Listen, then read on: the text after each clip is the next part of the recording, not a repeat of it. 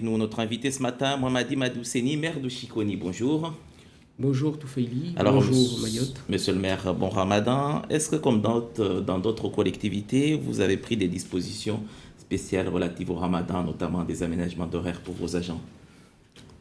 Avant de commencer, je voudrais d'abord souhaiter mon Ramadan à l'ensemble de la communauté mahoraise et puis de manière générale les musulmans du monde. Effectivement, comme tout le monde, comme toutes les mairies, nous on prend des dispositions. Bon, chacun adapte un peu en fonction des besoins, on n'est pas du reste et chez nous ça va se faire aussi. Alors, on va parler politique. Dimanche dernier, vous avez fait un pas supplémentaire vers une candidature pour les élections municipales en 2020. Comment votre volonté d'être candidat a-t-elle été accueillie par votre équipe municipale? Honnêtement, on n'en a pas discuté entre nous, je ne sais pas comment ils le prennent, mais en tout cas moi, à partir du moment où il y a eu un travail qui a été fait, par qui, je ne sais pas, parce qu'à un moment donné, on m'avait posé la question, est-ce que vous êtes candidat? Moi, j'ai bien expliqué qu'il y a tout un processus derrière pour être candidat. Donc moi, j'attends que le parti, on va dire, donne les consignes pour savoir quels sont les critères éventuellement. Mais il s'est avéré que cette étape-là n'a pas été faite. Et puis finalement, on apprend au dernier moment que le parti pourrait investir une femme. La discussion a eu lieu avec qui? Avec quelle personne? Je n'en sais rien. Au-delà de ça, moi, je ne suis pas dans cela. Mes collègues savent depuis un certain temps que moi aussi je me positionne, puisque je m'étais positionné à l'époque, et je me positionne, et je suis donc candidat à ma propre succession, et puis on verra. Hein. Alors, le parti LR, en l'occurrence, a donc investi une femme, votre adjointe chargée de la sécurité, qui a été présentée le 7 avril dernier lors du congrès de Passamaïti du parti Les Républicains. Comment ça se passe entre vous maintenant que tous les deux, vous savez que vous allez au combat et vous allez être des adversaires? Et vous êtes toujours dans la même équipe Eh municipale. bien, ça se passe comme ça se passe depuis un certain temps. C'est-à-dire que nous, quand il s'agit de travailler, on travaille ensemble, mais après, il s'est avéré que depuis un certain temps, on a pris chacun des chemins différents. Chacun dans son camp prépare, je vais dire, sa candidature. Moi, je prépare la mienne, il prépare la sienne. Quand il s'agit de travailler pour l'intérêt de la commune de Chikoni, on travaille ensemble.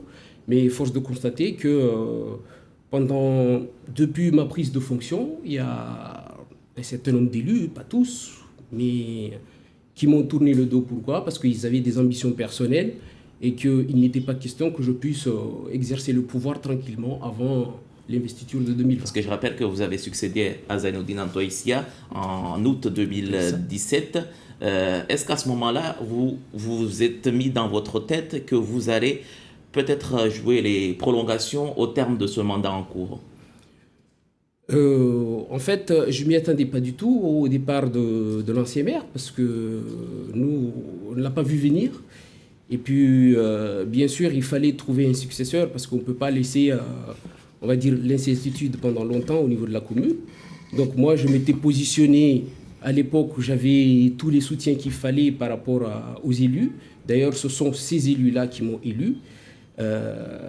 Il s'est avéré que comme j'ai dit tout à l'heure, les intérêts de chacun, on s'est dit qu'éventuellement, peut-être si on appuyait les actions de ce nouveau maire, ça ferme la porte à un certain nombre d'ambitions et que malheureusement, on a mis en avant les intérêts de chacun que les intérêts de la commune. Parce que je tiens à rappeler que depuis ma prise de fonction, je ne faisais pas campagne, mais je travaillais parce que c'était une mission difficile. Donc je travaillais pour les dossiers de la commune qui ont avancé bien sûr et qu'aujourd'hui, je ne peux pas comprendre comment se fait-il qu'on ne mette pas sur table le bilan que je porte depuis ma prise de fonction pour éventuellement désigner un successeur si ça ne peut pas être moi, puisque bien sûr, ce n'est pas une obligation que ce soit moi, mais il y a un certain nombre de conditions qui devaient être posées et En elles fait, n'ont ce pas que eu vous lieu. dénoncez, c'est la méthode, en fait. Il y a des choses qui ont été décidées sans que vous, qui êtes aussi militant LR, soient associés à la prise de décision qui aboutir, c'est justement à l'investiture de votre troisième adjointe au maire le 7 avril dernier par le LR. Bon, chacun interprète à sa façon. Moi, aujourd'hui, je n'en suis plus là. Moi, aujourd'hui, La question que je me pose, c'est que pourquoi je me positionne pour être candidat? C'est ça ce qui m'importe, parce que j'ai fait du travail, j'ai porté des dossiers seul, des fois, avec l'aide de certains élus de temps à autre. Pour moi, c'est le plus important. Après, maintenant, que ce soit moi ou que ce soit pas moi, mais il fallait qu'on débatte du sujet, ça n'a pas été fait. Donc aujourd'hui, je me suis dit, bon, j'ai pris l'initiative de discuter avec un certain nombre de cadres, de non-cadres, de femmes, d'hommes de Chiconi, pour qu'on puisse évoquer une éventuelle candidature du maire sortant.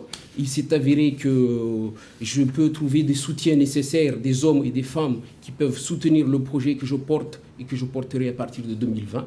Et donc j'y vais. Et au-delà de ça, moi je fais abstraction de tout ce qui peut se dire derrière, parce que je ne suis pas là non plus pour dire que je suis candidat parce que je n'ai pas été désigné.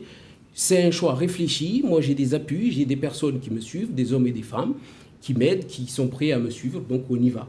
D'accord. Est-ce que Chiconi peut se permettre de vivre cette cohabitation qui peut parfois être stérile entre vous, le maire, et une adjointe au maire, en gros l'exécutif qui se mène une guerre quelque part intestine au sein même de la municipalité? Est-ce que Chiconi peut se permettre de vivre cela? Jusqu'en 2020, bien sûr. Ou vous avez à trancher peut-être de le destituer de ses responsabilités d'adjointe? Comme je l'ai dit tout à l'heure, je n'en suis pas là. Moi, aujourd'hui, le plus important, c'est que quand il s'agit de travailler pour faire avancer notre commune, on travaille ensemble. Bien sûr, je n'ai jamais fermé la porte à personne. Les débats sont ouverts, il y a toujours débat. Mais force de constater que ces mêmes personnes qui, il fut un temps, tournaient le dos à la commune et à moi-même, reviennent aujourd'hui parce qu'ils se disent que forcément, il va falloir qu'ils se mettent sur la lumière, parce que s'ils continuent à avoir les mêmes pratiques qu'ils ont eues pendant l'année et demie de mandat que j'ai eu, bien sûr, ils ne peuvent pas être crédibles. Donc aujourd'hui, naturellement, ils reviennent sur l'étape de discussion sur les débats, mais à force de constater qu'après un an et demi de non-travail et de manque d'investissement, on ne peut pas porter sérieusement les dossiers importants de la commune. Et donc moi je le fais comme je peux le faire par rapport aux appuis que j'ai, par rapport au soutien aux élus que j'ai actuellement, parce qu'il y en a, je tiens à le rappeler qu'il y a quand même des élus qui me suivent. Donc quand il s'agit de travailler sur les dossiers, je ne fais pas de distinction entre je vais dire candidat investi ou non investi, mais je fais simplement une discussion à partir une équipe municipale. Tout à fait, oui. Et justement, est-ce que cette équipe municipale, est-ce que vous pensez que vous avez une opposition au sein même de votre majorité, au-delà de l'opposition classique, originelle? Je ne peux pas parler d'opposition puisque je parle plutôt d'absence. D'accord. Parce que je le dis ici, il y a certains élus, des adjoints au maire qui s'absentaient dans des réunions importantes, dans des dossiers qui portaient par les communes. Donc je parlerai plutôt d'absence. Je tiens à rappeler que j'ai été élu par une primaire entre nous d'abord, à une majorité écrasante. En août 2017, pour succéder à l'ancien maire Afeisia Zindine. Avec une majorité écrasante et élu aussi haut la main avec une majorité, même les élus de l'opposition ont porté les voix pour m'accorder leur confiance par rapport à la fonction. Donc aujourd'hui, je ne comprends pas comment se fait-il qu'au bout de quelques semaines, ça commence déjà à tirer, parce que en fait, moi j'ai cru comprendre que en fait, il y a certains élus qui n'ont pas pu se poser les questions pour savoir s'ils étaient prêts ou pas.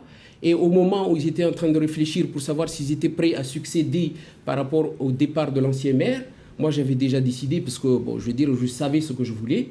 Et il s'est avéré qu'une fois élu, la porte était fermée, donc il fallait les rouvrir à nouveau. Donc voilà où on en est aujourd'hui. Mais je tiens à rappeler les Chiconiens que les dossiers de la commune de Chiconi avancent, parce que c'est le plus important.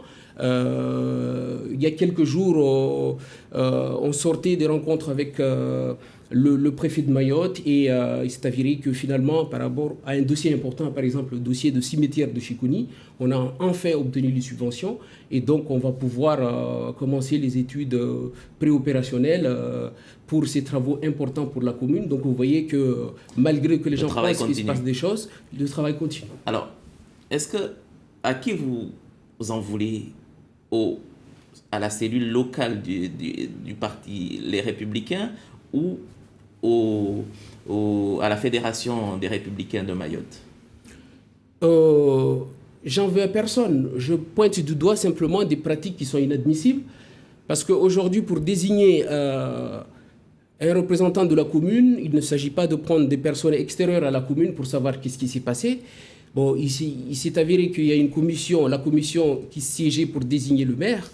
Il y avait dedans des élus, des adjoints au maire qui étaient opposés à moi-même, et puis des personnes qui ont tourné le dos à la commune pendant des années et qui reviennent opportunément. Donc ça, je fais abstraction de ça, j'en veux à personne. Moi, aujourd'hui, je vais constituer une équipe qui accepte de lire le bilan que je porte pour qu'on puisse porter un projet important pour 2020. Est-ce que votre péché, c'est de ne pas d'être vous-même? C'est-à-dire que vous faites partie de ces maires de Mayotte qui cultivent en gros la discrétion jusqu'à l'effacement. On ne vous entend jamais sur des sujets, des dossiers qui dépassent les frontières de votre territoire communal. Je ne pense pas qu'il s'agit de cela parce que, en tout cas, ce n'est pas ce qui a été pointé du doigt par rapport aux médias peut-être. Mais à l'époque de mon élection, je ne vais pas écumer les plateaux télé pour parler de projets, puisque les projets ont été déjà portés par la commune, par l'ancien maire, et par moi-même étant adjoint chargé des finances. Et donc, pour moi, le plus important, c'est de faire accélérer les dossiers de manière à montrer que, effectivement, je suis en mesure de faire valider des projets qui sont déjà prêts ou de réfléchir sur des projets structurants de la commune. C'était le plus important pour moi. Parce qu'aujourd'hui, on ne parle pas de soi pour parler de soi, on parle de soi parce qu'il y a des choses à dire. Quand il n'y a rien à dire... Il ne s'agit pas forcément de parler de soi, mais de se positionner par rapport à des dossiers importants qui peut-être dépassent les frontières de votre commune, mais qui concernent votre commune aussi. Je parle par exemple notamment du dossier de la guerre entre le Siam et Semaïeu, cette volonté de mettre fin à la DSP. On a quelques maires, têtes de gondole, qui parlent au nom de tout le monde, mais vous, c'est quoi? Même si on a vu que vos délégués ont voté pour, mais en tant que maire, comment vous vous positionnez par rapport à ces sujets importants pour le territoire d'une manière générale? Aujourd'hui, il n'y a aucun dossier de la commune de Chikuni qui n'est pas défendu comme il le faut. En tout cas, au-delà par exemple, sur cet aspect précis, oui. Je vais y venir. Concernant le dossier du Siam, je tiens à rappeler que nous, on a envoyé des délégués. Les mairies, les communes ont envoyé des délégués au Siam. Et les délégués ont l'obligation de rapporter les éléments qui sont discutés là-bas. Force de constater que ce n'est pas le cas dans toutes les communes. Ce n'est pas que chez moi. Et ces élus-là, c'est nous qui les avons placés là. Ce sont ces mêmes élus aujourd'hui qui pestent devant les micros, devant la télé, à la télé, pour contester ce qui se passe au Siam. Ce sont les mêmes qui ont placé ces personnes-là au pouvoir. Donc aujourd'hui, il est question d'ego, parce que là, on se fustige pour des intérêts, je dirais, pas forcément des intérêts généraux, parce qu'il faut se dire une chose, lorsqu'on doit débattre d'un dossier dans le fond, ce n'est pas à la télé qu'on le fait. C'est dans les réunions importantes, et toutes les réunions importantes, moi j'y ai participé, je sais ce qui a été dit, et on a des porte-paroles qui disent des choses. Je rappelle que les maires sont représentés par l'association des maires, et donc on a un président, on a des responsables qui sont là, qui parlent en notre nom. Vous êtes d'accord avec ce qu'il dit d'une manière générale, le président de l'association des maires? Par exemple, sur le dossier de la DSP de la SMAE? Bien sûr, il est question ici, moi je ne me mets pas dans l'une ou l'autre position, je dis simplement qu'il est... Mais vous avez pris position via votre délégué au Tout à fait, j'ai pris position. Pourquoi? Parce que je ne peux pas déléguer un pouvoir à des élus depuis un certain temps et puis venir contester les pouvoirs que je leur donne sans pour autant avoir les dossiers dans le fond. Donc c'est vrai qu'aujourd'hui, moi je tiens à le rappeler qu'il y a beaucoup d'élus qui, comme par hasard, découvrent le problème alors que ces élus-là, ces délégués sont élus depuis 2014. Moi je ne suis pas là depuis 2014. Depuis 2014, j'étais élu, mais j'étais adjoint au maire chargé des finances. Donc, ce n'est pas moi qui pilotais la commune. J'ai pris les rênes de la commune en 2017. Donc, vous voyez bien qu'à partir de 2017, il va falloir que je m'imprègne d'un certain nombre de choses qui avaient été faites à l'époque. Ça a été fait. C'est pour ça que je reste dans le silence, parce que vous ne pouvez pas passer dans les plateaux de DD à dire des choses que vous ne maîtrisez pas. Je ne dis que je ne maîtrise pas le dossier, je le maîtrise. Mais bien sûr, je le maîtrise comme tous les autres élus qui, dans les réunions, évoquent les intérêts de tout le monde. On arrive au terme de cette discussion, mais juste une question très simple, oui par non. Vous êtes pour ou contre la fin de la DSP portée par la SMAE? Oui, juste pour ou contre? Je suis pour. Ok, merci beaucoup. Monsieur le maire, merci d'avoir accepté notre invitation. C'est donc la fin de ce Zakweli.